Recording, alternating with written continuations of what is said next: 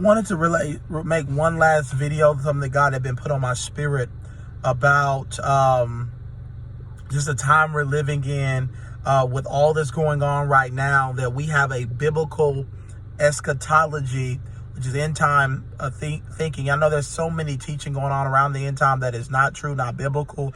We have people that teach that Jesus has already returned, which is heresy.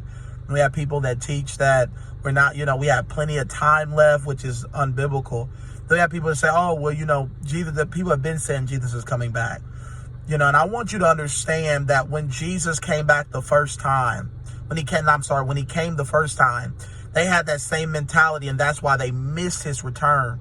His coming, because they had been looking for him for thousands of years, and he didn't.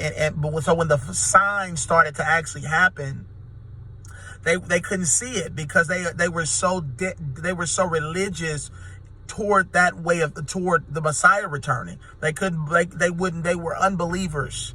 They were unbelieving believers concerning the signs of the time. And that's why Jesus rebuked them about that. He said, you can discern the weather, but you can't discern the signs of the time. And so we don't want to be like that. We want to be able to properly discern. And so when you have a biblical eschatology, you're not afraid. A lot of this stuff that's happening, you're not caught off guard and living in fear, because you understand that this stuff has been prophesied. For 2 Timothy 3 is in the beginning, it says, you should know this in Timothy, that in the last days there will be very difficult times. For people will be lovers of themselves and of money. They will be boastful and proud, scoffing at God, disobedient to their parents, ungrateful. They will consider nothing sacred. They will be unloving, unforgiving. They will be slanderers. They will slander others, and no self-control. Does it sound like our generation? This is the time we're living in. And then it talks about, and I can go on and on. I want you to read that for yourself.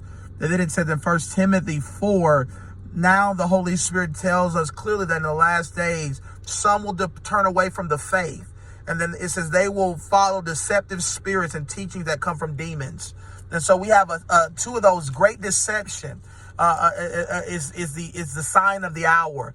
And so as we look around, we see that all around us. In Matthew 24, it talks about pestilence, which is translated as it can be translated what the coronavirus actually is, a pestilence. It says wars and rumors of wars. One of them says ethnic group against ethnic group, black versus white, racial tension, prophesied in Matthew 24. And so we are in the time of the Lord return. We are that generation. I really believe that. And so I wanted to call the church to wake up and to prepare for the Lord's return. I believe that we're not going to just be raptured. I believe there's going to be great suffering.